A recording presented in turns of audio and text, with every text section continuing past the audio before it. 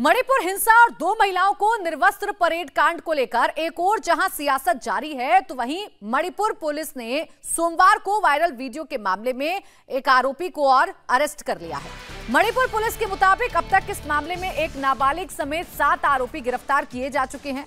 इधर मणिपुर में महिलाओं से दरिंदगी का वीडियो बनाने वाले शख्स की पहचान कर ली गई है और उसका फोन भी जब्त कर लिया गया है।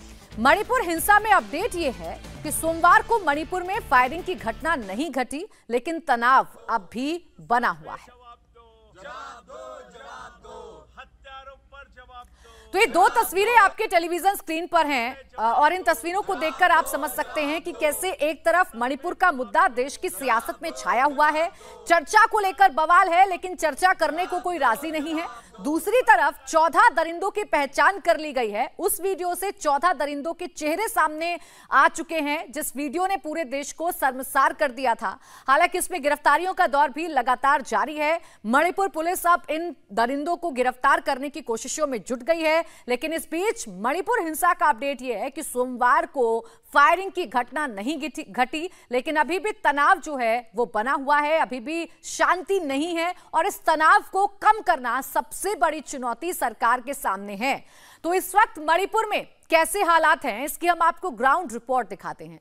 अब तक मणिपुर में 130 से ज्यादा लोगों की जान जा चुकी है। करीब 60,000 लोग बेघर हो चुके हैं। गांव के गांव जलाए जा चुके हैं। हमारे संवाददाता मनीष प्रसाद एक कुकी समुदाय के गांव में पहुंचे। इस गांव की कुल आबादी करीब 700 है। गांव में 113 घर थे, उनमें से 67 घर पूरी तरह जला दिए गए, तोड़ दिए गए। अब आग बुझ चुकी है, लेकिन टूटे फूटे घर, जलाए गए घरों की राख यहां हुई हिंसा और आगजनी की गवाही दे रही हैं। हम इस समय मोपो कुकी गांव में है। ये ईस्ट इम्फाल का वो गांव है जो इफेक्टेड हुआ। यहां पर घरों को जलाया गया। दोनों के बीच जो हिंसक झड़प हुई उसका असर अब देखने को मिल रहा है। यहां तक पहुंचना बेहद मुश्किल था, क्योंकि अलग अलग जगहों पर रास्तों में डायवर्जन है और सिक्योर करने के लिए बॉर्डर सिक्योरिटी फोर्स को तैनात किया गया है। इस गांव में कुछ नहीं बचा। जो सामान था लोगों का तहस नहस हो गया। घर अब राख में तब्दील हो चुका है। जो स्थानीय लोग हैं वो अपना सामान ढूंढ रहे हैं। स्थिति बेहद ज्यादा खराब है। उसकी वजह यह है कि जो ये हिंसक झड़प हुई 3 मई और 4 मई को, उसके बाद का असर पूरे मणिपुर में देखने को मिला। इस गांव के चीफ हमारे साथ हैं। क्या नाम है आपका? ललबोई लुफो। इस गांव में कितने लोग रहते हैं, कितने गांव में घर हैं और कितने इफेक्टेड हुए हैं? कब जलाया गया? ये 30 मई को जलाया गया था। घर तो पूरा 113 है यहाँ पे टोटल, और उसमें 63 घर जलाया गया, plus community hall, anganwadi centre and church भी, और टोटल पॉपुलेशन है 768। ऐसा उम्मीद किया था कभी आपने, जिनके साथ आप रहते हैं, जो हमेशा साथ रहते हैं, उनके बीच ऐसी हालत हो जाएगी कि आपस में घर जलेंगे लोगों के? हम लोग ये कभी उम्मीद नहीं किया है, कभी उम्मीद नहीं किया है। और हम लोग का मतलब वायलेंट होने का कभी सोच भी नहीं था। और we never anticipated this kind of violence from our neighboring communities, and because of that we were not even prepared. Also, we were just staying here, and somehow with this neighboring community जो मेटे है, ये लोग 30 मई को आके शाम afternoon में उसमें आके वो जो डंपिंग के रास्ते से आके इसको जलाया था। कैसे बचाया आपने अपने लोगों को? उस टाइम हम लोग वहाँ पे BSF कैंप है, उसके नीचे एक ग्राउंड था, वहाँ पे लड़की और बूढ़ी और बच्चे लोग वहाँ पे शिफ्ट किया था। और लड़का लोग जितना मतलब पहाड़ पे भाग सकता है, उस पे वो लोग सभी भाग गया इमीडिएटली। एंड जितना जो लड़की बूढ़ी और बच्चे हैं वो तो BSF के वो कैंप के पास वही पे। देखिए, इस गांव में जो गिने चुने लोग मौजूद हैं उनमें गांव के प्रधान भी शामिल हैं। गांव के प्रधान ने हमारे संवाददाता मनीष प्रसाद को बताया कि उनके घरों को किस तरह से जलाया गया।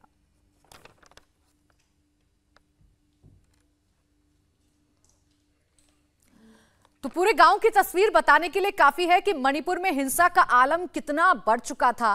पूरे गांव में जो घर जले हुए हैं, बची हुई राख है, वो ये बता रही है कि तनाव अभी भी कम नहीं हुआ है। अब सिर्फ गिने चुने लोग हैं जो अपने घरों में मौजूद हैं, वो भी डरे हुए हैं इस बात को लेकर कि कभी भी तनाव बढ़ सकता है। हाथ में हथियार देखिए, यही वो हथियार हैं जिनके जरिए एक दूसरे पर हमला किया जा रहा है। मणिपुर के हालात बद से बदतर हो चुके हैं। अपने अपने गांव को बचाने की कोशिश अब लोग ही कर रहे हैं और लोगों ने अपने हाथों में हथियार उठा रखे हैं। हमारे defence editor Manish Prasad Imphal east पहुंचे, वहां के हालात का जायजा लिया। कुकी और मैतई बंकर बनाकर आमने सामने डटे हैं। देखिए मनीष प्रसाद की एक और एक्सक्लूसिव रिपोर्ट। हम इस समय इम्फाल ईस्ट में है और मेरे ठीक सामने कोंगकोपी एरिया है। कोंगकोपी एरिया कुकी सेंट्रिक है और यहाँ पर पहाड़ियों के ऊपर जो कुकी पोस्ट है, कुकी लोकेशंस हैं, वो दिखाई दे रही हैं। मचान और उन्होंने बंकर बना रखा है। उसी को देखते हुए यहाँ पर मैती समुदाय ने भी ट्रेंच बनाया है, बिल्कुल फौज की तरह डेप्थ के साथ इस ट्रेंच को तैयार किया। जो इनके पास अपने वेपन्स हैं उसका ये इस्तेमाल कर रहे हैं ताकि ये गार्ड कर सके। वॉकी टॉकी है क्योंकि कम्युनिकेशन बेहद कम है यहाँ पर और उसी की वजह से इस बात का वो ध्यान रख रहे हैं। साथ में मीरा पाइबीज है। हम आपको ये भी बता दें कि मीरा पाइबी को बिल्कुल एक नॉर्मल फ्लो चार्ट के साथ इनको जो अलग अलग जगहों के मोर्चे को संभालने के लिए दिया जाता है। इनको कहा जाता है कि ये रास्ते को ब्लॉक करे। अगर कोई असम राइफल या फिर सिक्योरिटी फोर्स का आ रहा है उसके साथ अगर कोई दिक्कत है तो तुरंत सभी लोग यहाँ पर आ जाए। क्या नाम है आपका? बला। बला, क्या करती हैं आप? कितने बजे की शिफ्ट है आपकी? कैसे आप जाती हैं वहां पर पूरा एरिया को रोकने के लिए? हम लोग 9 बजे जाएगा, सुबह 4 बजे आएगा। और उस ड्यूटी में क्या क्या करते हो आप?